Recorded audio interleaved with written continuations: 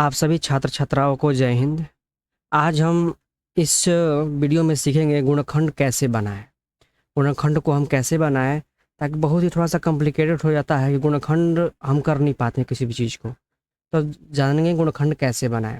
अगर बात करें गुणनखंड का, तो गुणनखंड का मतलब होता है कि उसको भागों में तोड़ना। भागों में क्या करना? तोड़ना।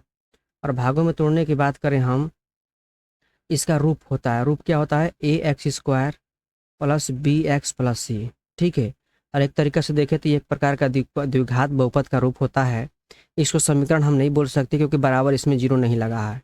अगर इसी चीज़ में यहाँ पर A X square plus B X plus C बराबर जीरो आ जाता है, जिसे हम समीकरण बोलते हैं। ठीक है, समीकरण बोलते हैं।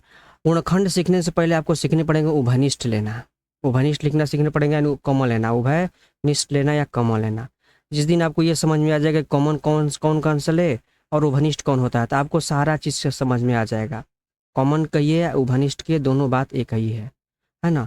कॉमन आपको जनरली पता होगा, जैसे यहाँ पर 2 है और यहाँ पर 8 है। कॉमन का मतलब कह सकते हैं, इसी के कन्या नाम ही होता है, इसका एचसीएफ बोल सकते हैं, जिसको मौसा बोलते हैं। ठीक है, वो नाम हो सकता है, कोई इसमें गुंजाइश नहीं है, इसको हम कह सकते हैं। अगर 2 और 8 में बात करें, 2 और 8 में कॉमन कौन है जिसको आप आसानी से बना सकते हैं? जैसे 2 एकम 2 लिख सकते हैं, और यहाँ पर 2 गुणे 2 लिख सकते हैं। ठीक है, 3 वाले कितना हो गया? 8 हो गया। और इसे देखिए, दोनों में कॉमन क्या है? 2। तो इसका हम कॉमन की बात करें या एचसीएफ की बात करें तो क्या हो जाएगा? 2 हो जाएगा। अंक तक तो सही है, हम अंक बना लेते हैं। अगर यहाँ बात करें कि एक और लेते हैं ना, 16 हो गया, 10 हो गया और 25 हो गया। इसमें हम देखने का प्रयास करते हैं कौन सा अंक कॉमन होगा। इसको लिख सकते हैं 2 गुणे 2 यानी अभाज्य गुणनखंड, इसका हम तोड़ रहे हैं। अभाज्य गुणनखंड करें 16 को तोड़ रहे हैं। 2 दूना के 4, 4 दूना के 8, 8 दूना के 16 तोड़ दिए। अगर इस 10 को तोड़ेंगे 2 गुणे 5 हो जाएगा। अगर 25 को तोड़ दे कितना हो जाएगा? 5 गुणे 5 हो जाएगा। आप यहाँ देख सकते हैं कि 16 और 10 25 में 2 क्या सभी में है? तो नहीं है। 5 क्या सभी में है? तो नहीं है। यानी कि सब में हमारा एक छुपा हुआ है। क्या छुपा हुआ है? एक छुपा हुआ है। तो हम कह सकते हैं कि जो हमारा कॉमन कोई अंक आया है, तो कॉमन अंक हमारा 1 है। ठीक है, कॉमन अंक कितना है? 1 है। अगर इसमें से कोई कॉमन नहीं मिला तो इन दोनों में अगर कॉमन की बात करें, यहाँ पर कॉमन क्या हो सकता है, घनिष्ठ क्या हो सकता है? तो 1 होगा। ये बात था। अगर यहाँ पर 13 दे दे और 15 दे दे, तो आप ध्यान दीजिए, 13 किसने कटेगा? 13 एकम 13 हो जाएगा। और 15 को तोड़ दे 3 गुणे 5 हो जाएगा। इसमें भी कोई कॉमन नहीं हुआ। जब कोई कॉमन नहीं होता है, तो ये बात याद रखिएगा, हमेशा कॉमन कितना माना जाता है? 1 माना जाता है। जिस प्रकार से आप सभी जानते हैं कि अगर सवाल पूछता है कि प्राकृत संख्याओं का मौसा कितना होता है, तो 1 होता है। अभाज्य संख्याओं का मौसा कितना होता है? 1 होता है। क्यों 1 होता है? उसी 1 के कारण, क्योंकि उसका कॉमन कितना है? 1 है। जिसका जितना कॉमन होगा वही उसका एचसीएफ हो जाएगा। अगर आप कॉमन निकालना सीख गए तो आप एचसीएफ भी आसानी से सीख गए। ठीक है, यहाँ तक तो ठीक था। अगर यहाँ पर दे दे अचर के रूप में, तो ये अचर के रूप में हो गया हमारा। अगर दे दे चर के रूप में दे दे, चर के रूप में दे दे तो कैसे बनाएंगे? अगर दोनों चर और अचर दोनों के रूप में दे दे तो कैसे कॉमन लेंगे? ध्यान दीजिए किस बात को। अगर दिया है यहाँ एक्स क्यू और दिया है यहाँ पर वाई क्यू, अगर यहाँ दे दिया है क्या चीज? एक्स वाई दोनों। अगर एक्स क्यू दिए तो इसको तोड़िए, तो एक्स का क्यू का मतलब होता है कि एक्स को 3 बार गुणा करेंगे। कितने बार गुणा करेंगे? तो 3 बार गुणा करेंगे। वाई का पावर 3 है, इसका मतलब इसको भी हम 3 बार गुणा करेंगे। वाई गुणे वाई कर दिए। एक्स वाई है, बीच में कुछ कोई भी चीज़ नहीं, इसका मतलब मल्टीप्लाई का चिन्ह, गुणा का चिन्ह, जिसको हम लिख सकते हैं एक्स गुणा वाई। अब यहाँ ध्यान दीजिएगा, अगर जो भी चीज़ें इसमें कॉमन मिल जाए, तीनों में होना चाहिए। अगर 2 दिया हो तो 2 में मिलाएंगे, 3 दिया हो तो तीनों में मिलाएंगे, अगर 4 दिया हो तो चारों में मिलाएंगे। आपको गुणनखंड में 2 ही तक मिलाने हैं, लेकिन हम इसमें 3 दिए हुए, कभी कभी 3 भी आ जाते हैं। देखिए, इसमें कोई एक्स है, इसमें सब में एक्स है, यहाँ एक्स है, यहाँ एक्स है, लेकिन एक में नहीं है। अगर नहीं है तो कॉमन नहीं ले सकते इसको। वाई देखिए, वाई तीनों में है तो नहीं है, यहाँ सिर्फ एक्स ही है, और यहाँ वाई है, और सिर्फ यहाँ वाई है। तो तीनों में हमारा वाई होना चाहिए। ऐसा इसका कॉमन क्या हो गया? कॉमन हो गया हमारा 1। कुछ नहीं तो क्या मिला? 1। यानी इसका ऐसे अभी क्या हो गया? 1। अगर इसी सवाल को हम ऐसे दे दें कि एक्स स्क्वायर वाई, और यहाँ दे दे हम एक्स स्क्वायर। अब एक बात है, इसमें कॉमन क्या हो सकता है? कॉमन क्या हो सकता है? तो यहाँ पे देखिए, एक्स गुणे वाई लिख सकते हैं इसको, और यहाँ पे क्या लिख सकते हैं? एक्स गुणे वाई लिख सकते हैं। अगर इसका बात करें तो हम एक्स गुणे एक्स हो सकता है। देखिए, तीनों में अगर कॉमन ले रहे हैं तो क्या मिल रहा है? हमारा एक्स मिल रहा है। बाकी कोई भी अंक तो नहीं मिल रहा है। वाई 2 ही मिल रहा है, इसमें नहीं मिल रहा है। एक्स 2 ही मिल रहा है, इसमें नहीं। अतः इसका हमारा कॉमन कितना हो जाएगा? कॉमन हो जाएगा हमारा एक्स, क्या हो जाएगा एक्स हो जाएगा। बात समझे ना।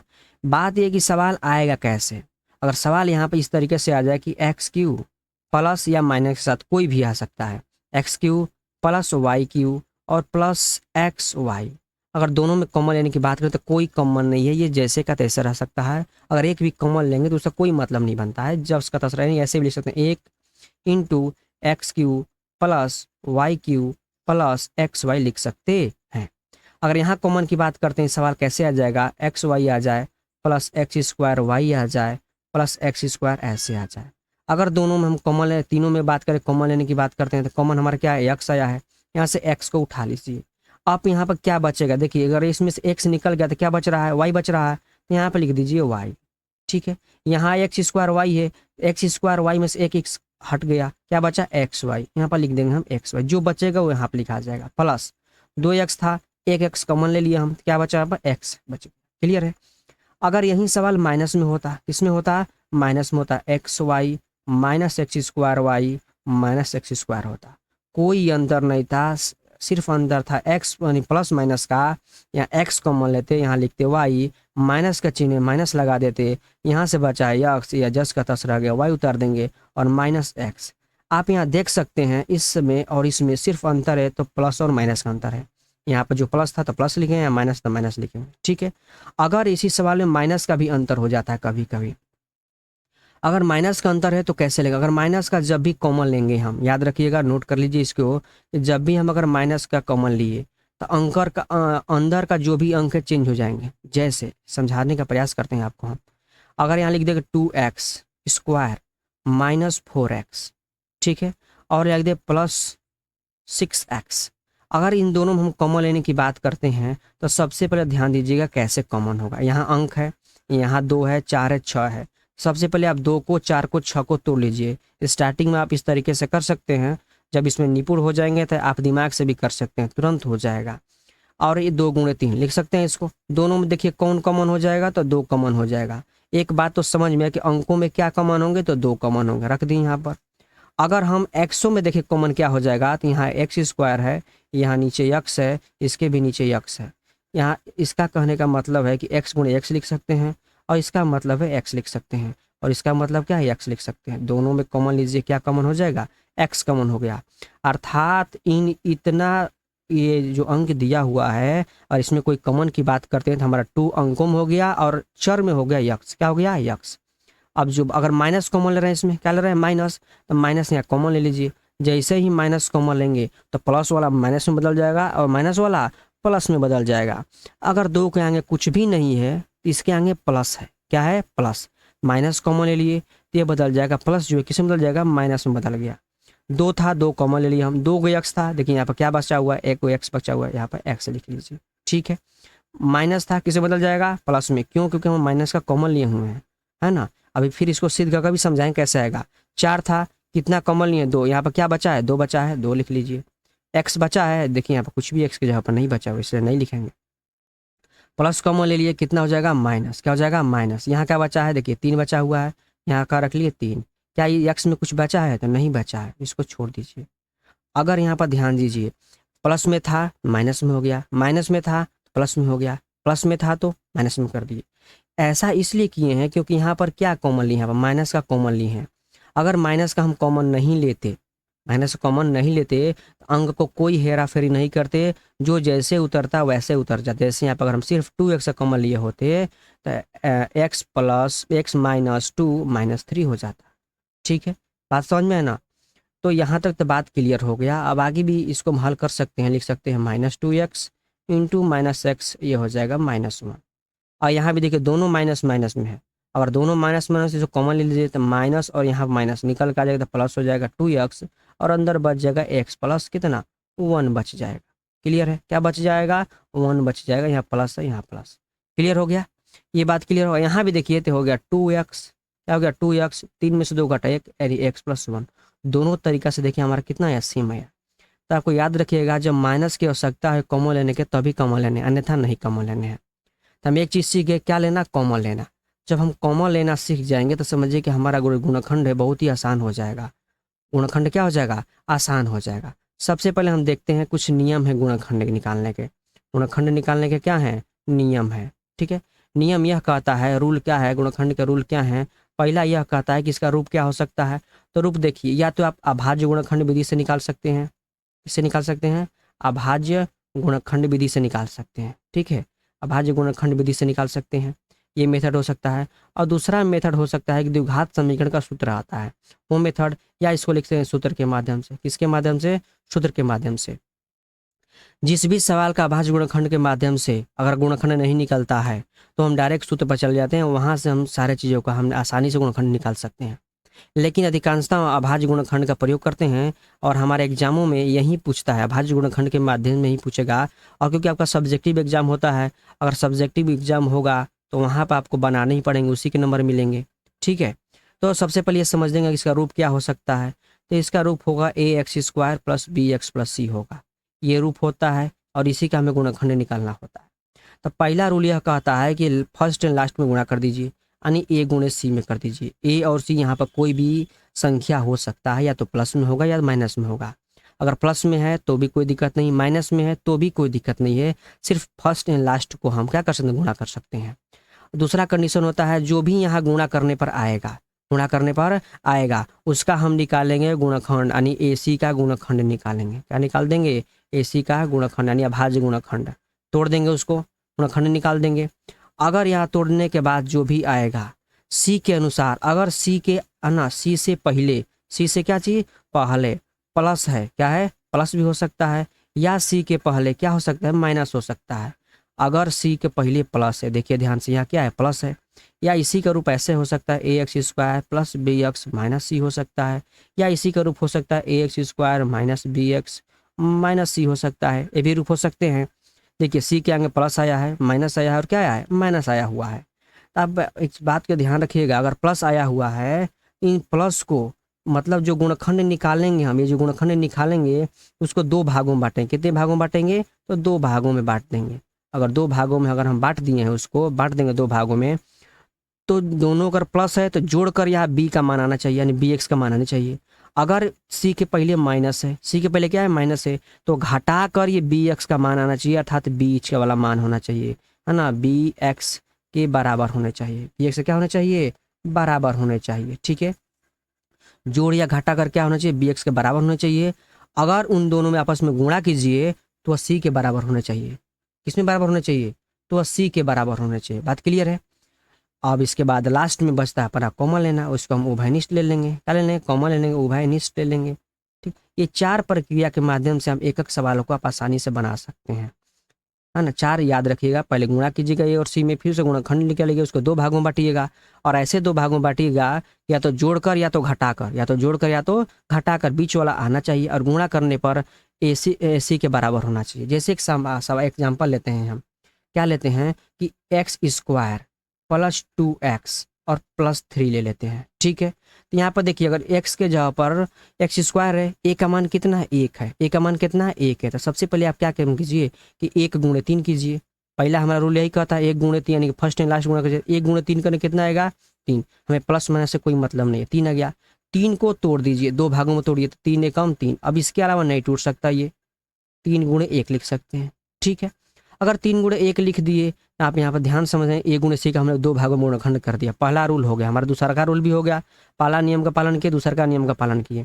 तीसरा का रूल यह कह रहा है कि देखिए कि c यानी कि इसके आगे प्लस है कि माइनस, तो c के आगे क्या है, प्लस है। मतलब यहाँ पर अगर प्लस है, क्या है, प्लस।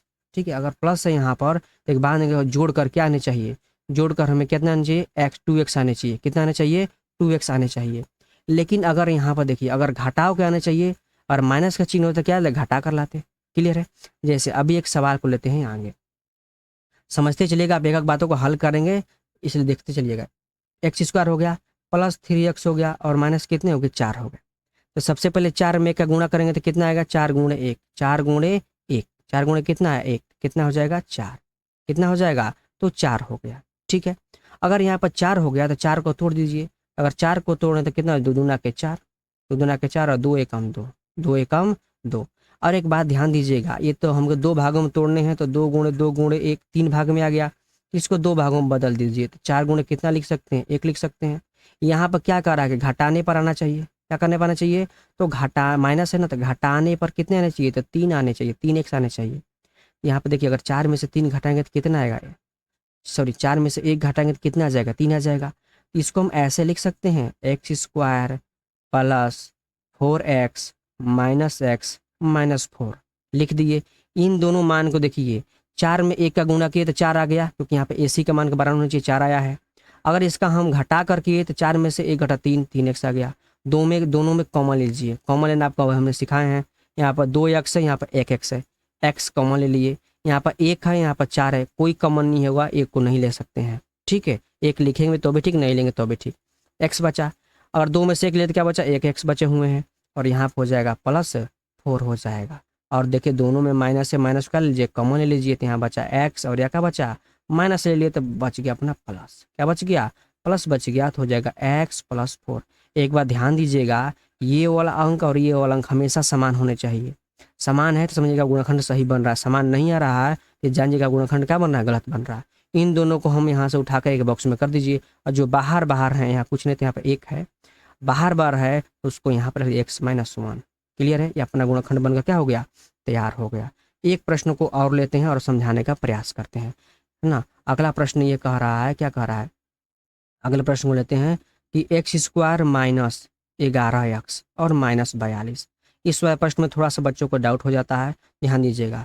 यहाँ पर 42 है, यहाँ 1 है, तो 42 में 1 का गुणा कर दिए, 42 में 1 का गुणा कर कितना आ गया, 42 आ गया। 42 को तोड़ दीजिए, 42 को तोड़िए क्या हो जाएगा, है ना, 2 से 21 दूना 42 और 3 सते 21 हो गया, 3 सते क्या हो गया, 21 हो गया। आप यहाँ पर देख सकते हैं, और 7 एकम कितना हो गया, 7। अब इसके अलावा ये नहीं टूटेगा। घटाने पर कितना आना चाहिए, 11 आना चाहिए। घटाने पर कितना आना चाहिए, 11 आना चाहिए। तो आप बता सकते हैं यहाँ पर कितना रखें हम, है ना, कि घटाने पर 11 आना चाहिए। इसको हमें 2 भागों में तोड़ना है, तो 2 × 3 × 7। 1 को लिखेंगे, और सकता पड़ेगा तो लिखेंगे, तो अन्यथा नहीं भी लिखें। चलिए लिख लेते हैं, यहाँ पर 1 लिख दिए। अगर 3 गुना के 6 करते हैं, एक 6 पेयर बनाते हैं, और 7 एकम 7 पेयर बनाते हैं, ज़रा घटाइए तो क्या घटाने के बाद 7 और 6 घटाइए तो क्या आ रहा है, नहीं आ रहा है। और जोड़ भी कर रहे हैं तो भी नहीं आ रहा है। अब अगला देखिए, अगला क्या कर सकते हैं, 7 दूना के 14, 7 दूना के 14। अगला पेयर क्या, 3 एकम 3 आने के हो गया 3। अगर 14 में से 3 घटेगा, 11 आएगा। यानी कि सी के आगे जो माइनस है, एक बात को दर्शाता है, घटाने के बाद ही आएगा। अतः हम इसको इस रूप में लिख सकते हैं, x² है ना, -14x और +3x माइनस 42। आपके दिमाग में हो कि यहाँ पर माइनस क्यों लिखे और यहाँ पर प्लस क्यों लिखे, दोनों जगह माइनस क्यों नहीं लिख सकते हैं। तो एक बार ध्यान रखिएगा, -11x लाने हैं हमें, और 14 में से -14 में से +3 घटाएंगे, तभी जाकर हमारा 11 -11 आएगा। अगर -14 में से -3 को घटाते तो हमारा -17 हो जाता, क्योंकि ये भी कर्जा में, ये भी कर्जा में, दोनों कर्जा जुट जाएगा। यहाँ पर कर्जा में था -14, 3 पे जमा किया तो 11 ही रुपये ही बचे, ठीक है, -11 रुपये कर्जा रह गया है, इसलिए यहाँ पर किए। अगर दोनों प्लस कर देते तो यहाँ पर माइनस नहीं आता, ठीक है।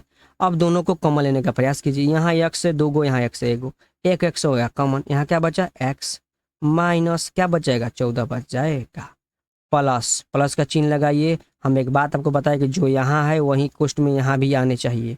तो 3x में अगर 3x को तोड़िएगा, कॉमन लेना बताते हैं फिर से एक बार, 3 को तो क्या हो जाएगा, 3 × x हो जाएंगे। और क्या हो जाएगा, तो ना इसको तोड़ दीजिए, अभी तोड़े थे 2 × 3 × 7 यहीं आया था ना। इसमें क्या कॉमन है देख लीजिए, 3 कॉमन है, तो यहाँ से सिर्फ कॉमन के रूप में 3 निकलेगा। अब जो बच गया है वो लिख देंगे, या क्या बचा है x, यहाँ लिख दीजिए x, माइनस का चिन्ह है, माइनस लिख दीजिए। 7 × 6 = 42, 6 है 6 लिख दीजिए, हाँ सॉरी 7, क्या बचा है, 7 बचा हुआ है। जो बचेगा उसी को लिखने हैं, ठीक है, जो बचेगा उसी को लिखने हैं। यहाँ क्या बचा है, 7 बचा है, 7 लिख दीजिए। यानी कि माइनस से माइनस ऊपर से उतरा क्या चीज़, 7 है ना, नहीं सॉरी 7 के से 3, 7 दूना के 14 ना होगा, कितने हो जाएंगे, 14 हो जाएंगे, है ना, कितने हो जाएंगे, 14, क्योंकि दोनों हमेशा सेम होने चाहिए। अभी आपको बताएं हम, यहाँ पॉइंट और यहाँ पॉइंट सेम, यहाँ हो जाएगा 14, 14 हो गया तो 1 से माइनस लिख दिए, 14 लिख दिए, और दोनों में जो बाहर था उसको एक साथ कर दिए, x + 3, अपना गुणनखंड बनकर क्या हो गया, तैयार हो गया। उम्मीद करते हैं कि आपको ये वीडियो बहुत ही अच्छा लगा होगा, और आपको सभी गुणनखंड के विषय जो हैं समझ में आ गए होंगे। अगला जो है द्विघात समीकरण वाले जितने सूत्र होंगे, किस द्विघात माध्यम के द्वारा कैसे बनाए जाएंगे, उसको बनाए जाएंगे डिटेल में। चलिए तब तक धन्यवाद।